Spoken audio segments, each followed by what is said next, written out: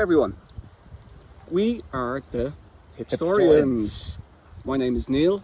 This is Derek. This is our very, very first recording for our new podcast and YouTube channel. So bear with us. We're making it up as we go along. The name Hipstorians, we're not hipsters. We're too old. And we're not historians. Yeah, very true. So we're making this up as we go along. We just have a great love of history, myself and Derek, for years and years and years. We've been doing these sort of trips. And we thought, why not bottle it? And if anybody's interested, sell it. Hope you like the channel, hope it's of interest, and we're going to kick it off on this beautiful day today. 33 degrees Celsius in Ireland is not something you see very, very often. And we've decided our backdrop today will be Trim Castle in County Meath. Let me just give the viewers just what we're talking about. Yeah, one of the largest Norman castles in medieval Europe, actually, at the time. Welcome to the Hipstorians, and it is my great pleasure to introduce historian, journalist and writer Toby Harnden, who has written such books as Bandit Country, Dead Men Risen, and his latest released First Casualty, and I think we'll probably get to touch on them all today. That's right, I'm in Virginia, Yeah, okay. How's that? Why Virginia? Well, it's the suburb. It's like the Washington DC suburbs. Okay. So I guess initially just because I was working for newspapers and stuff and had to be in DC, and now it's convenient. It's very close to the CIA headquarters, so lots of old spies and new spies sort of around the area. So that's good. And do you see them walking around? Are they as obvious or not obvious? They're not walking around with cloaks and. Or please tell me they do. They don't have cloaks and daggers, but I feel like I can often tell who they are. Yeah. Let me bring you back to a different time and place, to South Armagh, the 70s, which couldn't be any more different than where you're at. What I'm referring to, obviously, is Toby's book, Bandit Country, which I'd say it's fair to say it's been on the shelves of many Irish homes. It's just one of those iconic covers. Hello, viewers. Welcome to another episode of the Hipstorians. Derek, do you know where we are? I could have a wild guess, Neil. Let's have a look. And have a look. Through the magic door. Boom! Check it out. Wellington Monument, Phoenix Park, Dublin, largest enclosed park in Europe, might I add. Yes. So, Wellington Monument, what are we doing here? So tell us, right? Waterloo is the big event, right? But there's two significant other battles at Ligny and Quatre Bras that have a big significance. But after those two battles, am I right in thinking that really it was Napoleon who had the upper hand? It was his battle to lose.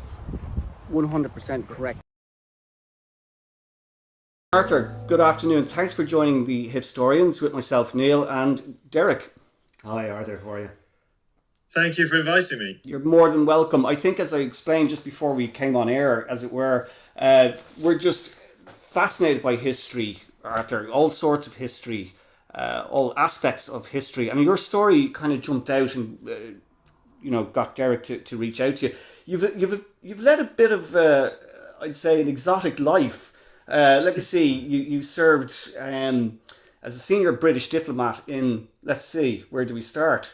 You've been to Afghanistan, Zimbabwe, Nigeria, Yemen, Iraq. You are a fluent Arabic speaker. So salam alaikum. That's me showing off my little bit. That's about all I have in the work world.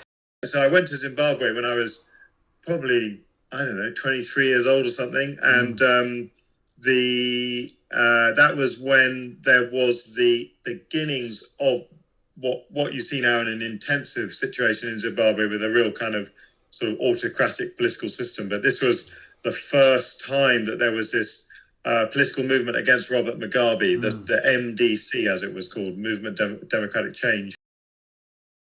Bonsoir, Hipstorians. Welcome to a French-themed episode, despite my German Pickelhaube. Well, I'll cover for the French angle. There you the go. Poulot, the French Poulot. Yeah, that one looks decidedly better now for defending against shrapnel. But really, to be honest with you, neither of them did much good. What happened was, and what they didn't bank on, was the fact that the English, again, the Kaiser and Queen Victoria were cousins. Do you know what I mean? So they were all Keeping the related. family. All these great powers, the Austro-Hungarians and the Russians, they were all related because they all interbred, for years. This is the thing. Just tell us, so you've been to Verdun before. After the Franco-Prussian War of 1871, France thought it best to construct a ring of forts to protect Paris.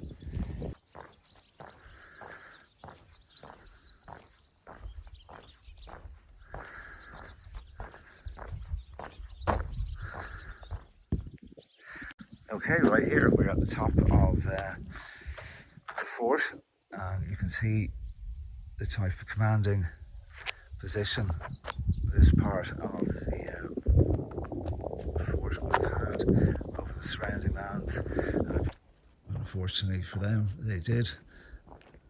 There would have been many shell shock casualties.